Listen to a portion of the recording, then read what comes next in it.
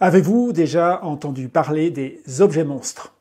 Savez-vous qu'ils jouent un rôle clé dans la société humaine? Savez-vous que nos dirigeants s'en servent pour influencer, voire contrôler la société? Quel rôle jouent-ils dans la société en général et dans la politique en particulier? Pouvons-nous apprendre à les débusquer, les analyser? Faut-il s'en affranchir ou au contraire apprendre à les utiliser à bon escient? Ça va nous emmener dans des questions parfois un peu piquantes, comme vous allez voir. Mais commençons par le commencement. Qu'appelle-t-on un objet monstre?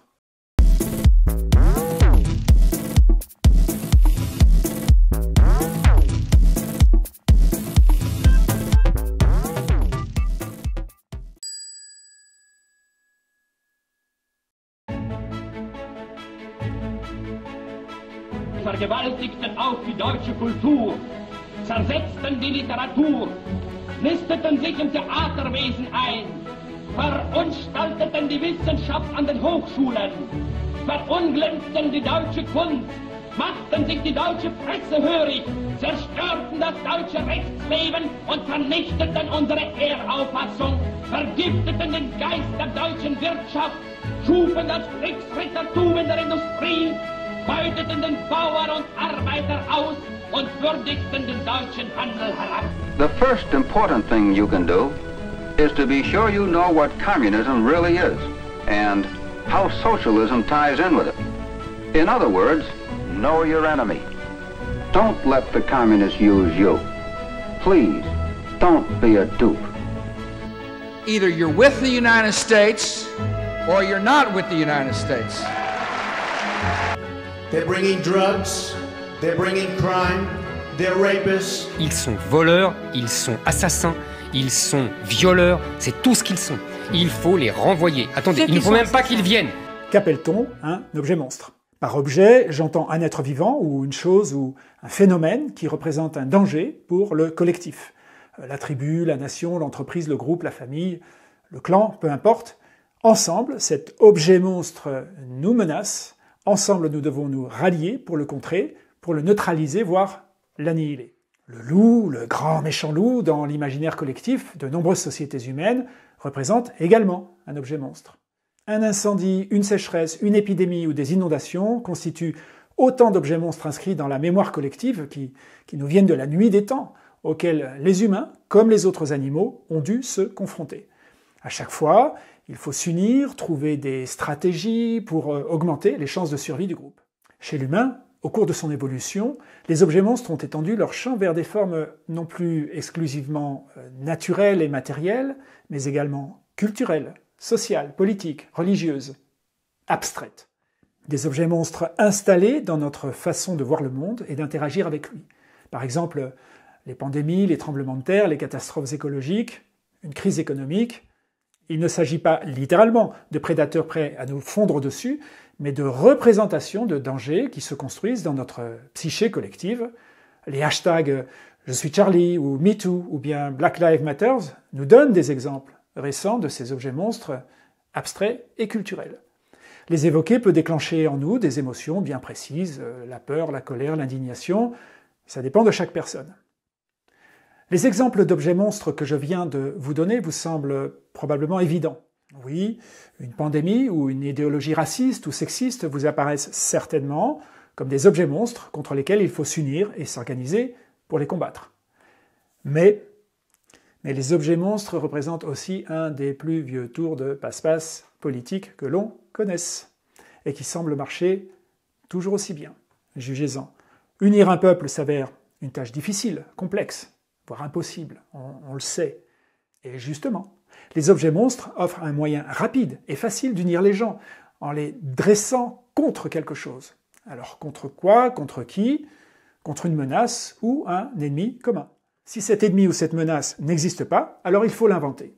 Si cet ennemi ou cette menace existe déjà, mais de façon pas suffisamment évidente, alors il faut lui donner plus de consistance, renforcer sa présence dans nos représentations, le rendre vraiment dangereux.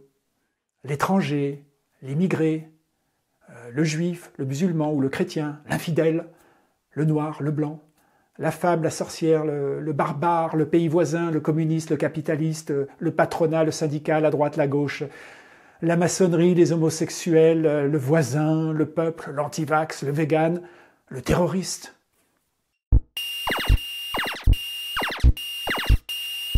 Pour arriver à monter les gens contre un objet monstre, il faut lui donner corps, en faire un objet vivant, d'où le terme d'objet monstre, que vous pouvez voir, toucher, sentir, entendre, flairer, comme s'il se trouvait quelque part dans la pièce, juste à côté de vous, prêt à bondir. L'objet monstre, en politique, vous le voyez, a donc ce côté très pratique, puisqu'il met les gens au pas presque immédiatement, alors même qu'ils peuvent vivre de profonds désaccords sur la plupart des domaines. On peut se déchirer les uns les autres, mettez un gros, méchant objet monstre au milieu du groupe, et tout d'un coup, tout le monde va s'entendre pour le combattre. L'objet monstre nous rend semblables face à la menace. Tout le monde devient Charlie. Il crée de la cohésion sociale, il met les gens au pas de la réaction qui va dicter leur quotidien, accaparer leur psychisme, alimenter un nouveau narratif du monde.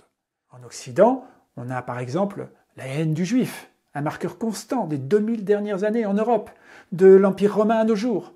Le juif, on l'a accusé de tout, de se livrer à des rituels sataniques, d'enlever des enfants, de voler les richesses des autres et même de répandre des pandémies, figurez-vous. Avec bien sûr le paroxysme de la Shoah dans les années 30 et 40. Sous l'Inquisition, les femmes ont représenté un formidable objet monstre sous forme de sorcières qu'on a torturées et brûlées par dizaines de milliers. Plus récemment, après la chute de l'URSS et du mur de Berlin, l'Est comme l'Ouest ont perdu chacun leur objet monstre respectif. Il fallait vite en retrouver un d'objet monstre. Sinon, comment maintenir une cohésion sociale ? Comment légitimer le rôle de l'État protecteur ?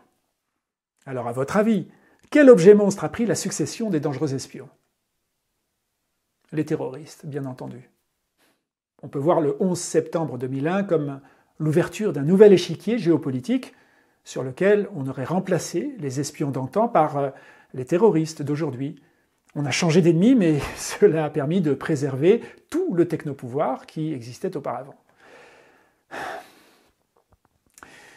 Il offre beaucoup d'avantages, le terroriste. Comme l'espion, on peut le trouver partout. Votre voisin, votre collègue, voire même votre enfant qui a peut-être décidé de se radicaliser. De plus, les contours qui le définissent restent parfaitement flous. Car n'allez surtout pas croire que le terroriste se limite à un islamiste radical prêt à se faire exploser dans la foule ou à décapiter quelqu'un. Beaucoup de gens, de médias, de politiciens qualifient de terroristes des personnes qui ont pour ambition, supposée ou avérée, de changer la société par des formes diverses de désobéissance civile qui ne font pas forcément couler le sang. Savez-vous par exemple que les activistes pour les droits des animaux aux États-Unis tombent sous le coup de l'AETA, Animal Enterprise Terrorism Act. Ceux qui auront forcé une porte ou une barrière pour aller filmer les horreurs infligées aux animaux dans les élevages intensifs, donc commis une dégradation, même mineure, tombent sous le coup de cette loi. Ils deviennent des terroristes, des objets monstres, au même titre que les poseurs de bombes. Bon, alors vous me direz qu'il s'agit des États-Unis avec les excès qu'on leur connaît. Eh bien, on ne fait pas vraiment mieux en France, avec la création, en 2019, par M. Castaner, de la cellule Déméter. Cette cellule de gendarmerie avait officiellement pour but la prévention, je cite, des actions de nature idéologique, qu'il s'agisse de simples actions symboliques, de dénigrement, ou d'actions dures ayant des répercussions matérielles ou physiques. Alors, car le tribunal administratif a jugé illégal, il y a quelques jours, cette structure qui met la gendarmerie au service d'intérêts privés et contre la liberté d'expression. Bon, n'allez surtout pas croire que je minimise les horreurs commises par des fanatiques qui posent des bombes ou qui tirent dans la foule, au nom d'un idéal quelconque. Ces horreurs existent, il faut les combattre. Mais vous commencez, je crois, à voir où je veux en venir. Les objets monstres qui peuplent notre imaginaire collectif dépendent totalement de nos perspectives. Certains objets monstres font un consensus très large. Par exemple, une pandémie, des catastrophes naturelles, des génocides. D'autres relèvent de pures constructions qui servent des ambitions politiques précises. Ils permettent d'unir rapidement et relativement facilement des foules contre quelque chose par ce qu'on appelle la fabrique de l'ennemi. Si l'autre représente le mal, alors nous représentons le bien. Tout simple. Ça permet de s'auto-légitimer par principe d'opposition. Et ça marche à presque tous les coups. Alors maintenant qu'on a compris le principe général, je vous propose de nous intéresser de plus près au paysage politique et sociétal français de ces derniers mois et tel qu'il se présente début 2022 en période électorale. Je vous ai évoqué le terrorisme, un objet monstre international, universel, pratique. Il a quand même un inconvénient. Lorsqu'on ne se trouve pas en période de guerre ou d'attentat à proprement parler sur le territoire, les terroristes perdent leur utilité dans les discours sécuritaires. Ils n'occupent plus le devant de la scène. On ne peut pas incessamment brandir leurs menaces, même si certains politiques, auteurs et journalistes s'y attellent. Pas grave, il existe un autre objet monstre qui marche à tous les coups, l'immigré. Ils sont voleurs, ils sont assassins, ils sont violeurs, c'est tout ce qu'ils sont. Il faut les renvoyer. Attendez, il ne faut même pas qu'ils viennent. La France restera-t-elle la France ou sera-t-elle emportée dans le torrent non maîtrisé de gigantesques flux migratoires? Ah, l'immigré. Alors que le terroriste, réel ou inventé dans l'imaginaire collectif, ne cherche qu'à détruire la société, l'immigré, lui, se glisse dans la société. Et chose bien pratique, un terroriste se cache peut-être dans l'immigré ou le migrant. Là, vous avez le package complet. L'immigré nous prend notre travail, il vit sur nos aides sociales, il ne parle pas notre langue, il n'a pas notre niveau d'éducation, il n'a pas nos mœurs, il impose sa culture pour corrompre la nôtre. Il vole, il viole, il tue, il a le teint bronzé, voire très bronzé, il vient forcément d'Afrique ou du Moyen-Orient. Et bien sûr, puisqu'il ne vient jamais seul, il s'accapare des pans entiers de nos territoires. Si d'un coup de baguette magique, il pouvait effectuer un grand remplacement de la société française par sa société, il le ferait sans hésiter. Notez que j'ai utilisé le terme de « nous », notre travail, notre société, etc., sans préciser ce que ce « nous » représente. Ce « nous », s'agit-il de celles et ceux qui ont la nationalité française, de celles et ceux qui vivent sur le sol français depuis plusieurs générations? Mais alors, combien de générations font un bon français, un français de souche? En fait, ce « nous » représente celles et ceux dans lesquels vous vous reconnaissez vous-même. Une masse humaine, plutôt informe et floue, dont vous vous faites une idée toute personnelle et unique. Ça vous vient probablement du milieu social dans lequel vous avez grandi, dans lequel vous évoluez. Ça vient de l'école, des narratifs propagés par la littérature et les médias, etc. Mais si on veut tomber d'accord, il faut bien trouver une façon d'universaliser le « nous » pour en faire une matrice de référence de valeurs qui conviennent à tout le monde, ou à une majorité. On pourrait par exemple décider qu'il s'agit de celles et ceux qui ont adopté les valeurs de la République, liberté, égalité, fraternité. Pas mal ça. Mais dites-moi, combien de Français de souche présents sur le territoire depuis la nuit des temps, combien de gens qui ont la nationalité française respectent vraiment les valeurs républicaines? Faudrait-il alors faire une déchéance de nationalité envers tous ces Français qui ne respectent pas la République? Retirer la citoyenneté aux irresponsables? Il me semble avoir entendu ça quelque part, il n'y a pas longtemps. Bon, vous voyez, en fait, en politique, on retombe toujours au bout du compte sur une idée identitaire totalement subjective d'un « nous » comme point de référence. Ne pouvant que très difficilement se définir par lui-même, le « nous » se construira d'autant mieux dans un principe d'opposition à un non-nous, un objet monstre. L'immigré et le migrant font parfaitement le job puisqu'il s'agit d'étrangers. Étrangers moins par la nationalité que par le fait qu'on les considère comme des non-nous. Une grande partie de la classe politique s'en sert donc comme objet monstre. Elle fait tout pour en rationaliser la dangerosité à coups de statistiques plus ou moins fantaisistes qui résistent rarement aux travaux sérieux donnés par la recherche. Alors attention, ne me faites pas dire ce que je n'ai pas dit. Je ne nie pas qu'il y a en France de réelles zones de non-droit, qu'il y a des espaces où les lois de la République ne s'appliquent plus. Je ne dis pas qu'il ne faut pas se questionner sur l'immigration. Mais stigmatiser l'immigré ou le migrant, en faire des objets monstres systématiques, en faire la cause de tous les maux du pays, nous plonge de suite dans les schémas les plus nauséabonds de l'histoire. En France, le musulman semble en passe de remplacer le juif. Allez, on continue notre petit tour d'horizon des objets monstres en France. Il y en a un de nouveau qui a fait une apparition éclatante. Les antivax. Alors que les résistants d'opérette s'exprimaient dans les rues avec leurs pieds, tous les autres Français se sont exprimés avec leur cervelle en se faisant vacciner.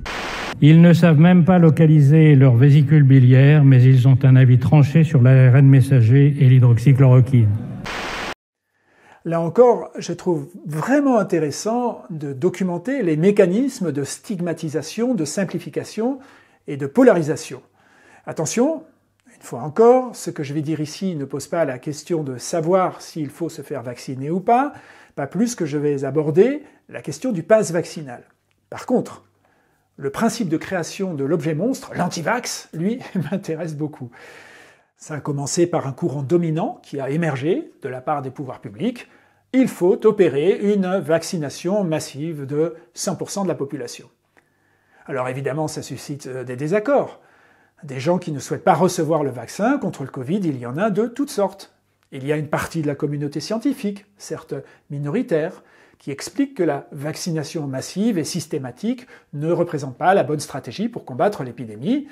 Il propose de vacciner les personnes à risque et de donner des traitements préventifs précoces contre les symptômes pour les autres. Il y a des gens qui ont peur du vaccin, car ça reste un produit expérimental, ne l'oublions pas. Il y a des gens qui ont des motifs politiques ou spirituels quant au droit de disposer de leur corps. Ces mêmes arguments que brandissent d'ailleurs les femmes qui défendent le droit à l'avortement. Il y a ceux qui n'ont plus confiance dans le gouvernement, suite aux nombreux mensonges dont il a fait preuve. Également, à cause de sa collusion avec les grandes entreprises, les lobbies, dont les Big Pharma, à la fois jugés partis dans cette histoire. Et il y a aussi des conspirationnistes, fantaisistes, etc. Mais, vous voyez, au lieu de s'intéresser à la diversité du paysage et des arguments de celles et ceux qui ne souhaitent pas recevoir le vaccin contre le Covid, on les déclare tous anti-vax, en bloc, là, comme ça. Je rappelle quand même que le terme anti-vax, à l'origine, désigne les gens sceptiques envers les vaccins en général. Ça existait avant le Covid. Et bien voilà, on met tout le monde dans le même panier, on stigmatise, on a fabriqué l'objet monstre, les anti-vax, ces conspirationnistes, arriérés, égoïstes et irresponsables, qui ne méritent plus le droit de citoyenneté et qu'il faut officiellement emmerder. Et comme d'habitude, les médias vont nous faire moult reportages sur les rares excités qui agressent des élus. Ça permet d'oublier la majorité de celles et ceux qui ont fait un choix basé sur une véritable réflexion, que l'on se sente d'accord ou pas avec eux. Cela m'a frappé d'entendre de la part de personnes de mon entourage, de ma propre famille, des discours haineux, caricaturaux, stigmatisants, sans aucune nuance, fermés à toute discussion. Comme si on avait annihilé toute possibilité d'analyse, de recul, de remise en question de leur certitude. Voilà comment se forme en direct sous nos yeux un nouvel objet monstre dont la fonction politique, je le répète, consiste à attirer à soi une grosse partie de la population par principe d'opposition en faisant jouer les mécanismes de la peur. Faire exister un ennemi commun et le stigmatiser reste bien plus facile et bien plus efficace que de se plonger dans des débats de fond. Aujourd'hui, on accuse les anti-vax, quand bien même ils n'existent pas en tant qu'entité sociale homogène.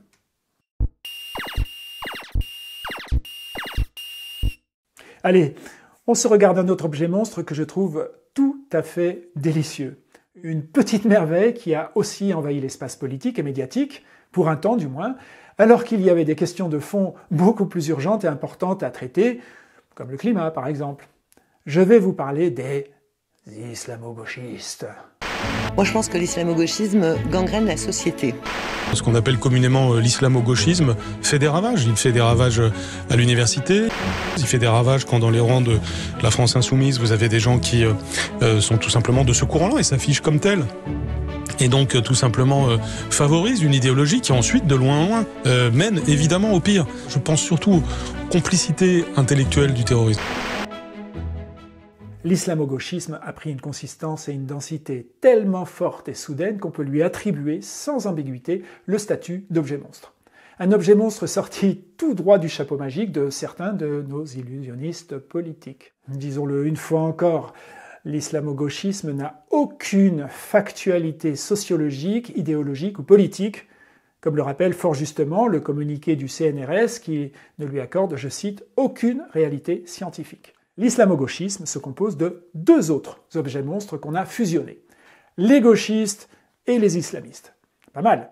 Les gauchistes représentent de dangereux farfelus, utopiques, d'extrême gauche, un peu anards, et surtout qui ont soutenu les pires exactions du stalinisme.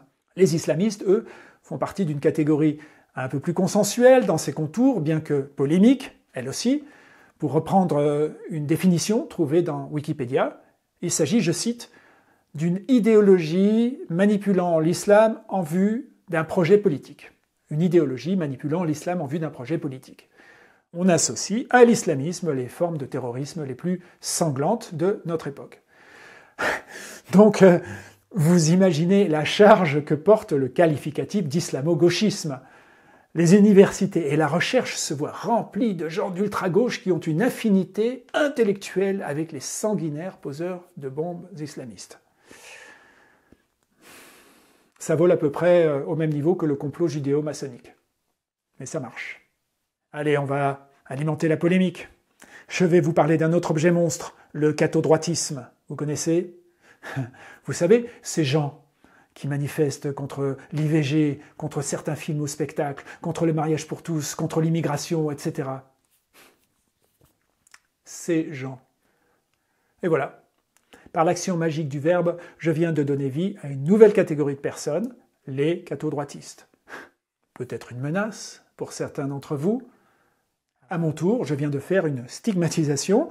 J'ai sursimplifié une réalité sociologique bien plus complexe. Et ça, on le fait tout le temps. On le fait pour la droite, on le fait pour la gauche, les fachos, les gauchistes, les pros, les antinucléaires, les pro-vax, les anti-vax, les pros et les anti-avortements, les chrétiens, les musulmans, etc. Mais vous l'avez bien vu, beaucoup de ces objets monstres ont des caractères éphémères et bancals.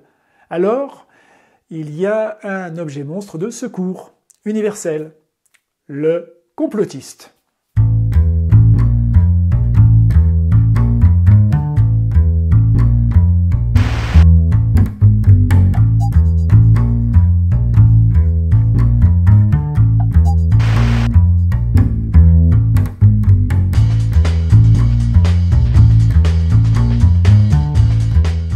Le mécanisme s'avère implacable. Dès lors que quelqu'un conteste ou questionne un narratif majoritaire ou une version officielle de la réalité, ça devient un complotiste ou sa variante un conspirationniste. Cette personne n'aurait-elle pas pourtant des arguments qu'il faudrait examiner par simple esprit de rigueur, quitte à les réfuter s'ils ne tiennent pas la route? Non, on s'en fiche. N'allons pas plus loin, on qualifie cette personne de complotiste. Dès qu'on a fait ça, on débranche tout de suite, évidemment, tout esprit critique. Le complotisme, par son côté protéiforme, me fait penser au diable. Vous savez, ce formidable objet monstre religieux. Tous ceux qui allaient dans le sens contraire de l'ordre établi par Dieu sur terre avaient pour cause le diable, le malin. Aujourd'hui, avec le recul de l'emprise de la religion catholique sur les mœurs, les théories du complot ont pris le relais. En un sens, on pourrait peut-être dire que la théorie du complot représente une version laïque du diable. Je voudrais finir sur le fonctionnement spécifique de certains objets monstres. Les objets monstres symbiotiques. Les objets monstres symbiotiques. Il s'agit de ceux qui ne peuvent exister que si leur opposé existe. Ça se produit lorsque deux camps se considèrent mutuellement comme l'objet monstre de l'autre. L'Est et l'Ouest, durant la guerre froide, j'en ai parlé. La droite et la gauche, les syndicats et le patronat, Israël et la Palestine, l'État et les terroristes, les pro-nucléaires et les anti-nucléaires, les pro-vaccins et les anti-vax, etc. Prenons le cas de la polarisation de la droite et de la gauche. On connaît bien. Observez combien leurs représentants politiques passent une bonne partie de leur temps à dénigrer le camp adverse, à attaquer l'objet monstre qu'ils ont en face. Ils dépensent une énergie considérable à construire leur stratégie en fonction des mouvements du camp opposé, exactement comme dans un combat de boxe. L'énergie de réaction prend ainsi le pas sur celle de la création. On a trop besoin de détruire l'ennemi pour penser à construire un monde nouveau. Vous avez donc deux forces en opposition qui constituent, au bout du compte, un système extrêmement stable qui peut durer très très longtemps. On le voit bien dans les pays dits démocratiques, enfermés dans l'ornière d'une droite et d'une gauche en guerre permanente. Un système très stable et certainement pas très prompt au changement et aux véritables réformes. Je vous le disais donc, aucune des parties ne peut vivre sans son objet monstre d'en face, et si l'une des deux parties s'effondre, ce qui arrive parfois, alors le vainqueur se retrouve tout à coup orphelin. Tout ce qui constituait sa stratégie, ses actions quotidiennes, ses infrastructures, son organisation sociale, son économie, ses leaders, sa raison de vivre, tout ça ne sert plus à rien. Il faut vite retrouver un nouvel objet monstre pour réactiver la dynamique d'opposition, exactement ce que je mentionnais dans l'effondrement du bloc de l'Est qu'on a remplacé par le terrorisme. Voilà pourquoi on parle de polarisation symbiotique. Polarisation symbiotique. Tous les objets monstres, bien sûr, ne relèvent pas d'une fabrication politique ou d'une peur irrationnelle. Certains objets monstres surgissent d'eux-mêmes, comme le changement climatique ou le Covid. Et parlons-en justement du changement climatique. Il a fallu beaucoup d'efforts pour en faire un vrai objet monstre. Des efforts sans cesse répétés, avec en définitive peu de succès, alors qu'il représente la plus grande menace jamais rencontrée par l'humanité. Pourquoi ? Parce que, du fait de sa complexité et de son caractère abstrait, on a du mal à s'en faire une représentation simple qui active les mécanismes archaïques de la peur. Le changement climatique ne représente rien de concret. Il faudra des incendies, des sécheresses, des inondations, des famines, des migrations massives, des guerres, qui là deviendront de vrais objets monstres. Mais trop tard. La pandémie de Covid, en revanche, n'a eu aucun problème à se construire en objet monstre. Même si le gouvernement français, au début, a fait la démonstration d'un remarquable déni et d'une absence totale de préparation. Voilà un objet monstre sauvage qui s'invite dans le paysage des objets monstres domestiques, bien maîtrisés par les discours sécuritaires et identitaires. Je trouve intéressant d'observer comment le pouvoir doit à la fois faire face aux dangers immédiats et réels de la pandémie, et comment il rebondit sur l'occasion pour continuer à déployer sa technostructure de surveillance. On n'a plus besoin des terroristes pour l'instant. Bien sûr qu'elle sert la cause de la santé publique, cette technosurveillance. Qui pourra vous dire le contraire ? Mais croyez-vous une seconde que les technologies implémentées vont ensuite disparaître, une fois la pandémie passée. D'une part, d'autres pandémies nous guettent, il faudra donc bien réactiver les outils de technosurveillance. D'autre part, gageons que de nouveaux objets monstres apparaîtront pour en légitimer l'usage dans d'autres contextes. Il reste maintenant à nous questionner sur les mécanismes qui font que certains objets monstres apparaissent sur la scène sociale et politique plutôt que d'autres. Pour ça, je vous propose de nous plonger dans les statistiques des causes de mortalité dans le monde. Je vais me baser sur les derniers chiffres dont nous disposons, ceux de 2017, sachant qu'il faut en général pas mal de temps pour agréger des données aussi complexes et disparates, raison pour lesquelles on n'a pas celle de 2021. Bien sûr, certains chiffres peuvent varier d'une année à l'autre, car il suffit d'une guerre ou d'une grosse catastrophe naturelle ou d'une pandémie pour les altérer. Mais contrairement à ce qu'on peut croire, à moins d'une guerre mondiale ou d'une pandémie de type Ebola, ces chiffres évoluent plutôt lentement dans le temps. Alors je vous pose la question. Que mettriez-vous comme cause numéro 1 des décès dans le monde ? Les guerres, les accidents, la criminalité ? Bien sûr que non, vous le savez, les maladies cardiovasculaires. À elles seules, elles représentent 31,8% des décès dans le monde, près d'un décès sur 3.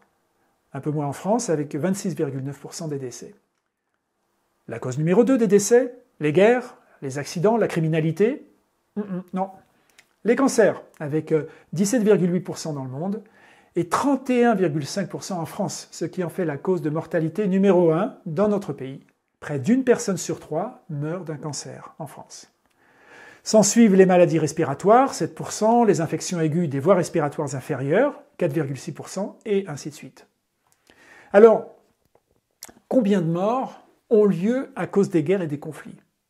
0,21% selon les données de 2016. Ça n'a pas beaucoup varié depuis. Combien de morts viennent de la criminalité et de la délinquance ? 0,72% dans le monde. Moins en France avec 0,5%. Ça fait toujours trop, bien sûr, mais ça se trouve, une fois encore, en bas de la liste. Bon, et le terrorisme alors? Cet énorme objet monstre. Il arrive tout en bas de la liste avec 0,05% de la mortalité dans le monde. Et seulement 2% de ces 0,05% ont lieu en Europe, en Amérique et en Océanie réunis. 95% des décès par terrorisme ont lieu au Moyen-Orient, en Afrique et en Asie du Sud. Ça en fait donc un pourcentage tellement infime en France qu'on ne peut pas les compter dans les statistiques. Pourtant, on n'arrête pas de nous en parler. Par contre, les suicides causent 1,42% des morts dans le monde, soit plus que les homicides, les guerres et le terrorisme réunis. Comme le mentionne Harari dans son dialogue TED, statistiquement, vous êtes votre propre pire ennemi. Au bout du compte, sur tous les habitants de la planète, vous êtes celui qui a le plus de chances de se faire tuer par lui-même. Il se réfère bien sûr à nos propres mauvaises habitudes alimentaires, à nos addictions, voire à notre éventuel suicide. Les 10 premières causes de mortalité dans le monde viennent des maladies, pour la plupart des conséquences de la malbouffe, du sel, du sucre, du gras, de l'alcool, du tabac, de la pauvreté, de la pollution, du mal-vivre. Et pourtant, aucun de ces fléaux que je viens de citer n'existe comme véritable objet monstre dans nos imaginaires collectifs. Les objets monstres qui peuplent le paysage politique et médiatique en France et dans de nombreux autres pays restent l'immigration, le terrorisme, la délinquance, alors qu'ils apparaissent comme ultra minoritaires dans la réalité des statistiques mondiales et nationales, peu importe qu'on compte les morts ou les blessés. Les statistiques nous montrent donc sans détour que la majeure partie des objets monstres qui peuplent notre imaginaire collectif relèvent de purs fantasmes, de pure fabrication politique et médiatique. Les vrais objets monstres, ceux qui causent des morts massives et des dégâts considérables, n'occupent qu'une place secondaire dans le débat politique. Je vous invite donc à faire une lecture approfondie des objets monstres mis en avant par les candidats au présidentiel de 2022. Lesquels, parmi les candidats, vous présentent des objets monstres en rapport réel avec les statistiques? Lesquels vous présentent des objets monstres fabriqués pour vous faire peur? Je vous laisse chercher par vous-même. Alors, résumons tout ça par quelques questions-réponses. La première question est la plus évidente. Peut-on s'affranchir des objets monstres? Le faut-il? Les objets monstres, vous l'avez compris, activent des peurs et des émotions négatives de polarisation. La plupart du temps, ils désactivent notre rationalité. Les dangers et les menaces existent dans la vie, bien sûr, mais nous pouvons arriver, autant que possible, à rester objectifs, à garder la tête froide, à les traiter techniquement. Plus facile à dire qu'à faire, évidemment, ce qui fait que de nombreux dangers deviennent des objets monstres. Donc, la première façon de s'extraire du piège des objets monstres consiste déjà à se rendre compte qu'ils existent. Tout simplement, observez-les autour de vous, dans le champ social, débusquez ceux fabriqués par les politiques, les médias, les réseaux sociaux, ainsi vous aurez moins de chances de tomber dans leur piège. Observez-les aussi en vous, les objets monstres, car vous aussi, comme les autres, vous en avez et vous contribuez certainement à leur diffusion. Pourquoi l'immigré fait-il plus peur que le sucre ou le réchauffement climatique? Pourquoi les complotistes accaparent-ils plus l'espace médiatique que la malbouffe? Pourquoi le terrorisme occupe-t-il plus de place dans la presse et la politique que le cancer et les raisons qu'il provoque? Ne se sent-on pas mieux, plus assuré quand la faute et les dangers incombent à l'autre? Aux terroristes, à l'immigré, aux véganes, aux complotistes, à l'islamo-gauchiste, à l'antivax, on l'a vu. En portant la faute sur eux, on se rassure dans un « nous » qui se pose comme référentiel normatif du bien, par opposition à un « non-nous » qui représente le mal. Comment se prémunir des tours de passe-passe des grands illusionnistes politiques qui fabriquent des objets monstres pour servir leurs ambitions? Une fois qu'on a compris le truc, les objets monstres des illusionnistes politiques ont un côté, la plupart du temps, grotesque et improvisé, plutôt facile à déconstruire. Prenons les candidats à la présidentielle de 2022, ou ceux de n'importe quelle autre élection. Lesquels brandissent des objets monstres de type immigrés, insécurité, délinquance, invasion, grand remplacement, et lesquels évoquent des dangers conformes aux statistiques et à l'observation scientifique, lesquels s'arrêtent à un discours de type « lutter contre », lesquels, au-delà des dangers, vont plus loin en proposant un projet de société. Une société construite sur ce qu'on désire et non pas sur ce ou ceux dont on ne veut plus. N'oublions pas un fait essentiel, dire ce dont on ne veut pas ne dit en rien ce qu'on veut. Pourquoi utilisons-nous des objets monstres aussi simplistes, aussi caricaturaux et déconnectés de la réalité? Nos mécanismes psychiques archaïques ont une tendance naturelle à simplifier les choses, à lisser la complexité du monde. Ça a probablement représenté un avantage évolutionnaire il y a longtemps. En effet, un cri ou un mot unique pour désigner un danger, ça permet à tout le collectif d'en prendre conscience, rapidement. Attention aux loups, on n'a pas le temps pour les nuances, on met tout dans le même sac.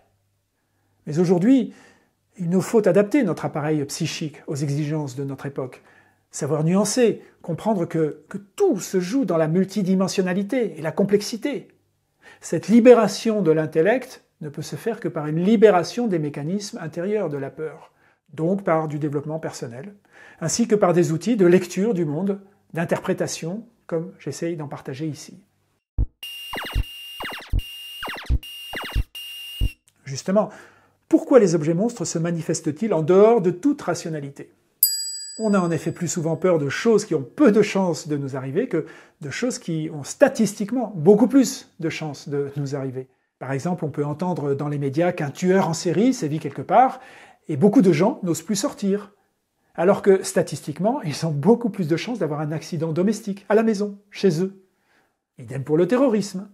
Les images effroyables qu'il soulève font que, dans des grandes villes, les gens ont plus peur de mourir d'une bombe que de se faire faucher par une voiture, ou de finir sur un lit d'hôpital à cause de leur propre malbouffe. Tout ça parce que la peur fait appel à des mécanismes psychiques pré-rationnels, antérieurs à la raison, et la peur n'a rien de rationnel, on le sait bien. Quiconque active en vous des émotions négatives, peur, anxiété, colère, agressivité, vision noire du monde, vous contrôle. Beaucoup de politiques le savent bien, ils en usent et en abusent. Idem pour les médias qui, par leur approche anxiogène de la réalité, vous tiennent par ces mêmes émotions. Il n'y a, à ma connaissance, que votre propre développement personnel, je vous le disais, qui vous fera comprendre les ressorts qui activent ces émotions négatives en vous. Pouvez-vous dresser une liste des objets monstres qui peuplent votre réalité? Quelles peurs intimes, quelles angoisses ou colères viennent-ils activer en vous? Quelles représentations déclenchent-ils dans votre imaginaire? Quelles situations effroyables y associez-vous? Alors oui, cette introspection demande du temps et des efforts. Pourquoi les objets monstres évoluent-ils aussi souvent en polarisation symbiotique de deux camps, chacun devenant l'objet monstre de l'autre? Les pour, les contre, les pros et les anti, etc. Prenez la question du nucléaire. Il y a des tas de façons de l'aborder. Des grandes centrales de type EPR, des petites de type SMR, avec quel type de matière fissile, de l'uranium, du thorium? Peut-on assurer une vraie sécurité des infrastructures? Quid des chaînes d'approvisionnement, du traitement des déchets? Quels enjeux géopolitiques se jouent derrière? Ces questions, incroyablement complexes, peuvent-elles se réduire à du pour ou contre le nucléaire? Bien sûr que non. Les voies possibles se trouvent la plupart du temps en dehors du petit territoire mental imposé par les polarités. Idem pour la droite et la gauche. Ça ne veut plus rien dire, plus rien. Il y a des antimondialistes, des altermondialistes, des souverainistes, des nationalistes. Il y a des libéraux, des populistes, des protectionnistes, des anarchistes, des progressistes, des conservateurs, des pour, des contre la peine de mort, des croyants et des athées. Il y a ceux qui veulent plus d'État, d'autres qui en veulent moins. Si on classait les gens sur toutes les échelles qui définissent une vision politique, on aurait un nuage complexe, avec certes des points de densité, des tendances, mais certainement pas une droite et une gauche, ni même un centre. Il y a un phénomène qu'on appelle la schismogenèse. Ce concept nous vient de Gregory Bateson, anthropologue, épistémologue et psychologue américain au milieu du XXe siècle. Comme le laisse suggérer l'étymologie du mot, schismogenèse, schisme plus genèse, il s'agit d'un mécanisme qui produit un schisme, une séparation, une division entre deux personnes ou deux groupes de personnes. Souvent, il se construit sous forme d'un cercle vicieux, ce que Bateson appelle la schismogenèse symétrique. Oui, il y a des termes techniques. La schismogénèse symétrique, on la voit par exemple dans la course à l'armement. L'autre représente un danger, je m'arme. Il fait exactement la même chose, alors je m'arme un peu plus, et ainsi de suite. Chaque petite itération augmente le schisme de manière quasi exponentielle. Prenez maintenant une situation dans votre quotidien. Un groupe de personnes commence à vous mettre dans une case, à vous stigmatiser, à réduire votre pensée à quelques stéréotypes, à vous coller des étiquettes. Vous avez de fortes chances de vous mettre à faire exactement la même chose avec ceux qui vous font ça. Par exemple, vous défendez le droit de disposer de votre corps et vous souhaitez ne pas vous faire vacciner contre le Covid. On va vous taxer d'antivax, de complotiste, d'irresponsable, alors que votre choix n'a probablement rien à voir avec ces qualificatifs. À votre tour, vous risquez de facilement tomber dans le piège de qualifier ceux qui vous attaquent de réactionnaires, de suiveurs, de fascistes, etc. On a là un parfait exemple de schismogénèse symétrique où chaque comportement d'un camp provoque le même comportement du camp d'en face, et ainsi de suite. Le paysage multidimensionnel se simplifie rapidement, se regroupe en deux camps opposés. On appelle ça des symbioses polarisées, produites justement par des objets monstres symbiotiques qui existent grâce à leur opposé. Voilà. Nous venons de faire un tour approfondi des objets monstres, comment ils fonctionnent en général et comment on peut apprendre à les repérer dans le paysage médiatique et politique actuel. J'adorerais un jour qu'un historien ou une historienne écrive un livre qui passerait en revue tous les objets monstres qui, au cours des âges, ont mobilisé des sociétés entières, par le seul principe d'opposition à un ennemi commun. Nous allons voir que les objets monstres font partie d'un ensemble encore plus grand d'objets qu'on appelle les objets liens. Dans une prochaine vidéo, je vous expliquerai les objets liens en général et le rôle essentiel qu'ils jouent en intelligence collective, car il n'y a pas que les objets monstres, évidemment. Cela vous donnera, je l'espère, de puissants outils pour mieux analyser et comprendre la dynamique politique et sociale de notre pays, ainsi que l'échiquier géopolitique international. Et plus encore, cela vous donnera des clés stratégiques pour imaginer des collectifs plus intelligents que ceux qui existent actuellement, qu'il s'agisse de nations, d'entreprises, d'ONG ou de mouvements citoyens. Vous l'avez vu, la guerre commence par les mots, car les mots peuvent fabriquer des monstres. Mais les mots peuvent aussi nous servir à cartographier la réalité et ainsi l'améliorer, à faire de l'ingénierie sociale intelligente. Je vous invite donc à vous abonner à ma chaîne si ces sujets vous intéressent et à partager vos avis, vos expériences et vos questions dans les commentaires en dessous. S'il vous plaît, évitez les clichés du genre la nature humaine fera toujours comme ci ou comme ça, ou il y aura toujours des politiciens véreux pour, etc., etc. Allez plus loin, cherchez les causes systémiques. Offrez-vous à vous-même et aux autres des questions ouvertes et bienveillantes. À vous de jouer.